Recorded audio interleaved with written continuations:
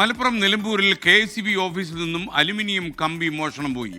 ലൈൻമാനും കരാർ തൊഴിലാളിയും അടക്കം 5 പേർ പോലീസ് അറസ്റ്റിൽ.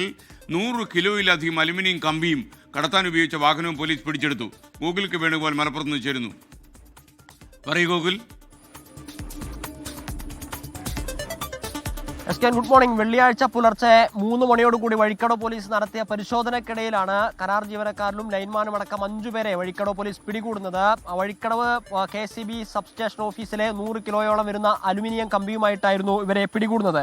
വഴിക്കടവ് സെക്ഷനിലെ ലൈൻമാൻ ബിജു തോമസ്, പാലക്കാട് വല്ലപ്പുഴ സ്വദേശികളായിട്ടുള്ള മുഹമ്മദ് ഹബീബ്, ജാസിർ ഹുസൈൻ ഹിഷാമുദ്ദീൻ, പൂക്കോട്ടുംപാടം സെക്ഷൻ ഓഫീസിലെ കരാർ ജീവനക്കാരൻ അബ്ദുൾ സലാം എന്നിവരെയാണ് പിടികൂടിയിട്ടുള്ളത്.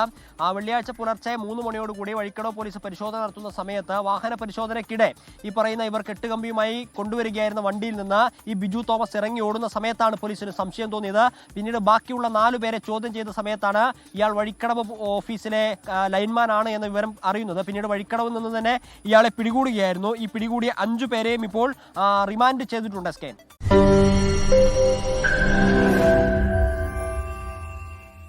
ലോകത്തെവിടെയായാലും ഏത് സമയത്തും 24 വാർത്തകളും ഓഗ്മെന്റഡ് റിയാലിറ്റി പാക്കേജുകളും എക്സ്പ്ലെയിനറുകളും വിശദമായി കാണാൻ ഞങ്ങളുടെ യൂട്യൂബ് ചാനൽ നിങ്ങൾക്ക് സബ്സ്ക്രൈബ് ചെയ്യാം.